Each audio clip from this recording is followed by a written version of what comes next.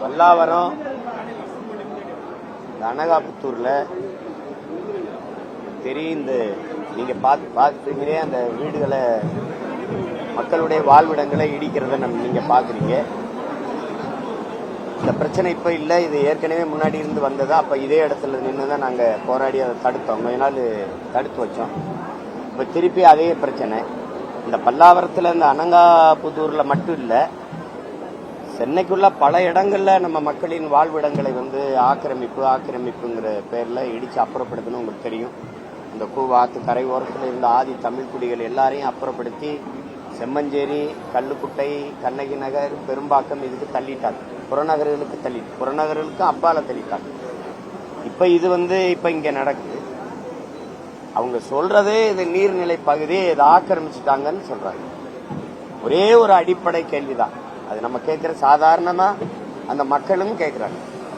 இந்த நீர்நிலை பகுதின்னு தெரியுது, அதை ஆக்கிரமிச்சு அந்த வீடை கட்டும் போது என்ன பண்ணி கொண்டிருந்தீர்கள்ங்கிற கேள்வி இருக்கு இல்லையா? அதை ஆக்கிரமிக்கும் போதே தடுத்திருந்தால், அவங்க கஷ்டப்பட்டு ஒரு வீடா கட்டி அதுக்கு மின் இணைப்பு கொடுத்து, எரிவாயு இணைப்பு வாங்கி, வாக்குரிமை வாங்கி, குடும்ப அட்டை வாங்கி, அதுக்கு வரி செலுத்தி, இவர்களே சாலையெல்லாம் போட்டு கொடுத்துருக்குறாங்க. எல்லா வேலையும் செஞ்சு 60 வருஷம் வாழ்ந்துருக்கிறாங்க.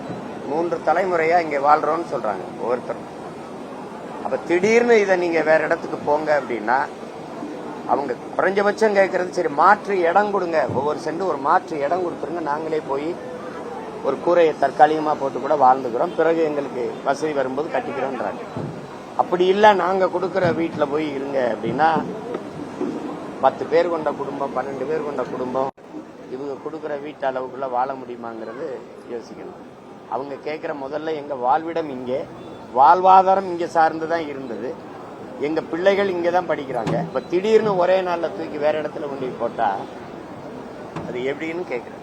இதுல மக்களினுடைய கண்ணீர்லையும் அவங்களுக்கு கவலை தோய்ந்த அந்த கதறலையும் இருக்கிற நியாயத்தை புரிஞ்சுக்கணும். இவங்க ஆகுன்னா அதிகாரத்தில் இருக்கிறவங்க நீதிமன்றத்தை காரணம் காட்டிடுறாங்க. உங்களுக்கு தெரியும், மனச்சான்று உள்ள பல பேருக்கு பல நீதிமன்றங்களே நீர்நிலையில தான் கட்டப்பட்டிருக்கு. குறிப்பா மதுரை உயர்நீதிமன்றம் கிளை, திருவள்ளூர் நீதிமன்றம், பல இடங்கள், பல அரசு குடியிருப்புகள், வல்வர் கோட்டமே, இதெல்லாம் ஆக்கிரமிப்பு இடின்னு சொல்றீங்களே. கடற்கரையில 4 சமாதி இருக்கு, அதை யார் இடிக்கிறது? அது ஆக்கிரமிப்பா இல்லையா? மனச்சான்று உள்ள யாராவது சொல்லு. ஒவ்வொருத்தரும் 2 ஏக்கரை ஆக்கிரமிச்சிருக்கீங்களே. கடற்கரை தானே, எப்படி கல்லறை ஆச்சு? யாரும் கேட்கலையே, யாருமே கேட்கலையே. உலகத்தின் தலை சிறந்த 2வது புகழ்பெற்ற கடற்கரை, ஆஸ்திரேலியாவுக்கு பிறகு சென்னை மெரினா கடற்கரை. அது எப்படி சில பேருக்கு கல்லறையாச்சு? அதை யாரும் கேட்கல. பல அரச குடியிருப்புகளே நீர்நிலை ஆக்கிரமிச்சு தான் கட்டப்பட்டிருக்கு. MMDA காலனி மாதிரி பல இடங்கள். என்ன வாங்க காட்டுறேன். பெரும் முதலாளிகள், காசா கிராண்டு மாதிரி முதலாளிகள்லாம் ஆக்கிரமிச்சு, நீர்நிலைகள் ஆக்கிரமிச்சு தான் கட்டியிருக்காங்க. பல கல்லூரிகள், பல பல்கலைக்கழகங்கள் எல்லாம் அப்படிதான் கட்டியிருக்கு. அங்கெல்லாம் தொடல. ஒரு ஏழை எளிய மக்கள்னா அவங்களுக்கு குரல் இல்லை, அதிகார வலிமை இல்லை, அரசியல் இல்லை, அதிகார ஆதரவு இல்லைன்னு கை வச்சு தூக்கி எடுத்து போடுது. இதுதான் எங்க மூதாதை அல்லல் பற்று ஆற்றாது அழுத கண்ணீர் என்றோ செல்வத்தை தேய்க்கும் படைங்கிறான். உலகத்திலேயே வலிமையான கூர்மையான ஆயுதம் ஏழை மக்களின் கண்ணீருங்கிறான். கண்ணீர் தான் உலகத்திலே கூர்மையான ஆயுதம்ங்கிறான். அதுவும் ஏழை எளிய மக்கள், குறிப்பாக பெண்கள் கதறிய வடிக்கிற அந்த கண்ணீர் தான் மிக கூர்மையான ஆயுதம். அதை கவனத்தில் வச்சுக்கிட்டு ஆட்சியாளர்கள் செய்யணும். சும்மா வாக்கு வாங்கும் போது ஒன்னு பேசி வாங்குறது, அப்போல்லாம் இது ஆக்கிரமிப்பு. ஒரு அடிப்படை, அப்ப உள்ள அதிகாரிகள் தவறு பண்ணிட்டாங்கிறாங்க. நீங்க பட்டா கொடுத்திருக்கிறீங்க, குடிமனை உரிமை கொடுத்திருக்கிறீங்க, பிறகு ஏன் இடிக்க வர்றீங்கன்னா, அன்னைக்கு இருந்த அதிகாரி அரசு தப்பண்ணிருச்சுங்கிறாங்க. மக்கள் தப்பண்ணிட்டாங்கன்னு இடிக்கிறீங்க, அரசாங்கம் தப்பண்ணிருச்சு, அதை என்ன பண்ணலாம்? நீதிமன்றம் சொல்லிடுச்சுங்கிறீங்க. நீதிமன்றம் தான் சொல்லிச்சு எங்கள் காவிரில தண்ணி கொடுக்க சொல்லி. நீதிமன்றம் தான் சொல்லுது முல்லை பெரியாற்று நதிநீர் அணை, அந்த அணை உரிமையா உறுதியா இருக்கு, இடிக்க வேணாம்னு. நீதிமன்றம் சொல்லுது நீட்டை எழுதுங்கன்னு. கேட்டுட்டு இருந்துட்டீங்களா? இல்ல நீட்டை நாங்க நீக்குவோம், அது ஏன் சொல்றீங்க? இல்ல நீதிமன்றம் சொல்லிருச்சு, ஒன்னும் செய்ய முடியாது, அப்படி சொல்ல நீங்க, அப்படி சொல்ல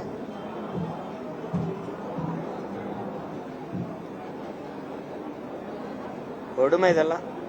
இந்த இடத்த என்ன பண்ணுவீங்கன்னு கேட்டா அதுக்கு பதில் இல்லை. பூங்கா அமைக்க போறோம், நடைபயிற்சி போறதுக்கு